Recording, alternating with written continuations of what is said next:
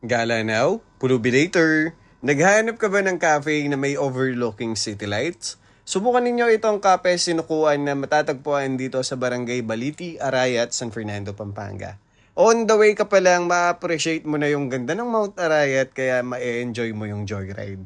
At pagpasok mo dito, may entrance fee na 50 pesos since nasa loob ito ng Rodriguez Nature Park. May mga spot dito na pwede kang magpa-picture, may parking lot dito din sa ibaba at sa itaas, kaso matirik yung paakyat. Pwede kang maglakad papunta sa cafe para mas may experience mo, kaso may challenge na 240 steps lang naman. Tingnan nyo naman si Mrs. Hingal na. May forest sanctuary din dito kaso hindi na kami tumuloy since gabi na. Pero pagdating mo naman sa itaas, sulit yung pagod dahil napakaganda ng view overlooking city lights na napaka-relaxing.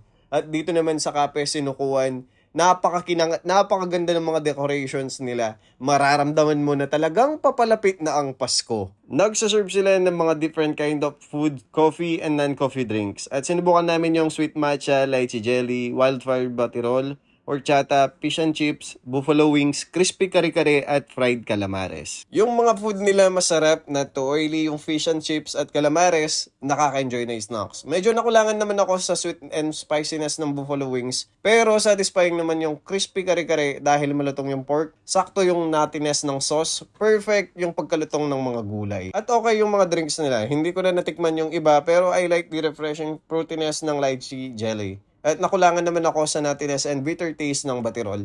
Overall, happy tummy, happy life, at siguradong babalikan namin ito dahil mahirap makahanap ng ganitong overlooking views dito sa Pampanga. O ano na, yayain mo na yung kakilala mong na willing kang ipag-drive dito. Let's go!